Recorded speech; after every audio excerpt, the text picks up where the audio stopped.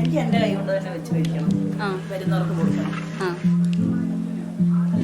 വയ്യാതായാലും വല്ലോന്റെ കൈ കൊണ്ട് വെച്ച ഭക്ഷണം ഞാൻ എന്റെ കൈ കൊണ്ട് വളർന്നു കൊടുക്കത്തില്ല. അതെന്താ? വയ്യാതായാലും ഞാൻ അപ്പൊ കിടപ്പിലായാലും അന്നേരം എന്നാലും ഞാനൊരു ചോറെങ്കിലും മുളകടച്ചിരിക്കും. ശരിടാ.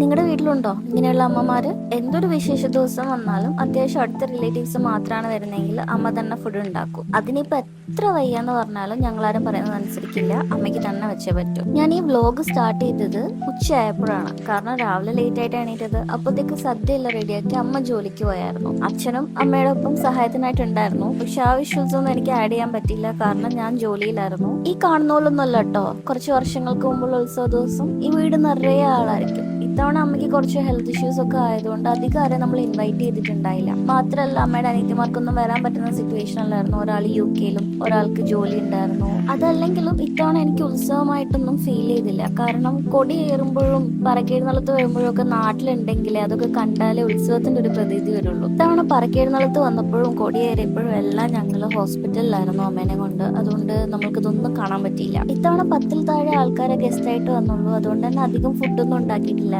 പക്ഷെ എന്തൊക്കെ പറഞ്ഞാലും വെളിയിൽ നിന്ന് വാങ്ങിക്കണമെന്നൊക്കെ ഞാൻ പറയെങ്കിലേ എനിക്ക് അമ്മേന്റെ കൈ കൊണ്ട് ഉണ്ടാക്കിയ സദ്യ കഴിക്കുന്നത് തന്നെയാണ് ഇഷ്ടം. അതിന്റെ ടേസ്റ്റ് ഒരു മീൻ ഭ്രാന്ത്.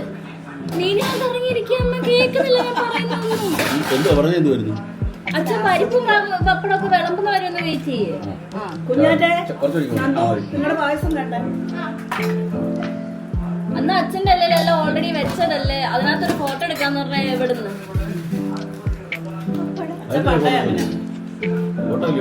അച്ഛൻ പട്ടേ അറിഞ്ഞ. പിന്നെ ഇത്രയൊക്കെ സാധനങ്ങൾ ഉണ്ടല്ലേ, എനിക്ക് എല്ലാം ഒന്നും കഴിക്കുന്നത് ഇഷ്ടമല്ല. എനിക്ക് പരിപ്പും പപ്പടവും അവിയലും മാത്രമാണ് ഇഷ്ടം. പക്ഷെ ഇത്തവണ ഒരു ചേഞ്ചിന് ഞാൻ കുറച്ച് അച്ചാറും കുറച്ച് തോരനും ഇട്ട് കഴിച്ചു. അച്ഛൻ്റെ കൂടെ കഴിക്കാനിരുന്ന അച്ഛൻ വാരി തരാതിരിക്കൂല. പിന്നെ അമ്മയ്ക്കാണെങ്കിൽ ചേച്ചി നാട്ടിലില്ലാത്തതിന്റെ സങ്കടവും. പക്ഷെ അവള് നാട്ടിലില്ലെങ്കിലും അവളുടെ ഫേവറേറ്റ് കറിയൊന്നും അമ്മ ഉണ്ടാക്കാതിരിക്കത്തില്ല. അത് വെറുതെ എടുത്ത് എൻ്റെ ഇലയിൽ വെച്ച് തരും. ലാസ്റ്റ് അമ്മ തന്നെ അതെടുത്ത് കഴിക്കേണ്ടി വരും. എനിക്ക് പരിപ്പും പപ്പടവും മാത്രം കൂട്ടി കഴിക്കുന്നതിന്റെ രുചി എത്ര കറിയിട്ട് ഇളക്കിയാലും കിട്ടില്ല. ഇതെല്ലാം കഴിഞ്ഞ് അമ്മ ഉണ്ടാക്കിയ നല്ല അടിപൊളി സേമിയ പായസം കുടിച്ചു. അതിനിടയിൽ ടേബിളൊക്കെ ഒന്ന് ക്ലീൻ ചെയ്തു. കാരണം എന്നെ അറിയുന്നവർക്കെല്ലാം അറിയാമല്ലോ, എനിക്ക് വൃത്തി ഭയങ്കര ഇമ്പോർട്ടൻ്റ് ആണ്. എൻ്റെ അമ്മയുടെ അടുത്തുനിന്ന് എനിക്ക് ഈ സ്വഭാവം കിട്ടിയെന്നുള്ളത് എനിക്കിപ്പോഴാണ് മനസ്സിലായത്. കാരണം അമ്മ ഇങ്ങനെ ഒരു തുണി കൊണ്ട് നടക്കും ഏത് നേരം. ഇതെല്ലാം കഴിഞ്ഞിട്ട് ഞാൻ നേരെ ജോലിക്ക് കയറി. ഞാൻ ലീവ് ഒന്നും എടുത്തിട്ടില്ലായിരുന്നു. കാരണം എനിക്കറിയാം ഫുഡ് കഴിക്കാൻ മാത്രമേ ഞാൻ ഇറങ്ങൂ. ഞാൻ വർക്ക് ചെയ്യുന്ന സമയത്ത് എൻ്റെ അമ്മയുടെ അമ്മ കോലാമയും പിള്ളേരും അടുത്ത് വന്നിരിക്കുന്നുണ്ടായിരുന്നു. കോലാമ കുറച്ചു നേരം ഒന്ന് കിടന്നുറങ്ങി. അമ്മ ഇങ്ങനെ ഇവിടെ വന്ന് നിൽക്കുന്നത് ഇപ്പോൾ വളരെ റെയറായിട്ടാണ്. കാരണം അപ്പാക്ക് വയ്യാത്തത് കൊണ്ട് അമ്മ എപ്പോഴും വരാറില്ല. പിന്നെ വർക്കെല്ലാം കഴിഞ്ഞിട്ട് ഇതിനിടയിൽ അമ്പലത്തിൽ വരെ പോകേണ്ട ആവശ്യമുണ്ടായിരുന്നു. കാരണം പറയിട്ടില്ലായിരുന്നു നമ്മള്. അമ്മയ്ക്ക് പറയിട്ടേ പറ്റൂ എന്നൊരു നിർബന്ധം. അത്ര വലിയ ഈശ്വര വിശ്വാസമൊന്നും ഇല്ലാത്ത എന്നെ കൊണ്ട് തന്നെയാണ് പറയിടിക്കാല്. കാരണം അച്ഛൻ വലിയൊരു നിരീശ്വരവാദിയാണ്. പിന്നെ അമ്മ ഇതൊന്നും സ്വയം ചെയ്യാറില്ല. പക്ഷെ ഞാൻ വലിയൊരു ഈശ്വര വിശ്വാസിയായിരുന്നു കേട്ടോ. ഞാൻ ഈ അമ്പലത്തില് മാസത്തിൽ 7 ദിവസം ഒഴിച്ചു ബാക്കി എല്ലാ ദിവസവും ഈ അമ്പലത്തിൽ വരുന്ന ആളായിരുന്നു. പിന്നെ ബേസിക് സെൻസിന്റെ മുകളിൽ കോമൺ സെൻസ് വരാൻ തുടങ്ങിയ സമയത്ത് ഇതിനെയൊക്കെ ചോദ്യം ചെയ്തു തുടങ്ങി മനസ്സ് അറിയാതെ തന്നെ.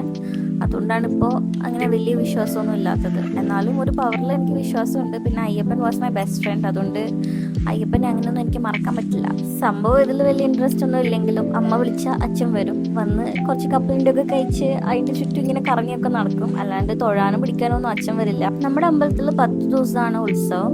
ശബരിമലയിലെ ഉത്സവത്തിന്റെ ഒപ്പം തന്നെയാണ് ഇവിടുത്തെ ഉത്സവം ഉള്ളത് കേട്ടോ. പിന്നെ ഉത്സവങ്ങളുടെ ഒരു പ്രത്യേകത എന്താ വെച്ചാൽ തമ്മിൽ കാണാത്തവർ അല്ല എപ്പോഴും കാണാത്തവരൊക്കെ അമ്പലത്തിൽ വെച്ചിട്ടാണെങ്കിലും വീട്ടിലേക്ക് വന്നിട്ടാണെങ്കിലും നമ്മൾ എല്ലാരെയും കാണും. ഇത്തവണ എന്തോ എനിക്ക് അമ്പലത്തിൽ അത്ര വലിയൊരു തിരക്ക് അനുഭവപ്പെട്ടില്ല. വളരെ കുറച്ച് ആൾക്കാരെ ഉള്ളായിരുന്നു. നേരത്തെ ഒന്നും ഇങ്ങനെയല്ലായിരുന്നു. നമ്മൾക്ക് ഒരു തരി മണ്ണിട്ടുള്ളത് താഴെ വീഴില്ല, അങ്ങനെ ആൾക്കാർ നിൽക്കാറുണ്ടായിരുന്നു ഇവിടെയൊക്കെ. പക്ഷെ ഇത്തവണ അങ്ങനെ ആളൊന്നും ഇല്ലായിരുന്നു. നമ്മുടെ നാട്ടിലൊക്കെ കൊടിയേറ്റ് കണ്ടാൽ കൊടിയിറക്കും കാണണമെന്ന് പറയും. പക്ഷെ ഞാൻ കൊടിയേറ്റ് കണ്ടില്ല. എന്നാലും ഞാൻ കൊടിയിറക്ക് കാണാൻ നിന്നു. കാരണം ആ ഒരു ചെണ്ടമേളവും ആ ഒരു വൈബൊക്കെ എനിക്കിഷ്ടമാണ്. അങ്ങനെ ഞാൻ അവിടെ നിന്ന് അതെല്ലാം കണ്ടു. അത് കഴിഞ്ഞിട്ട് ലാസ്റ്റിൽ പൂവടി ഉണ്ടായിരുന്നു. പൂവടി എന്നുള്ളൊരു വേർഡ് എനിക്ക് കണ്ണൂർ പോയി കിട്ടിയതാണ്. നമ്മൾ ഇങ്ങോട്ട് വെടിക്കെട്ട് എന്നേ പറയാറുള്ളൂ. അപ്പോൾ നെക്സ്റ്റ് വീഡിയോയിൽ കാണാം. See you soon as always. By.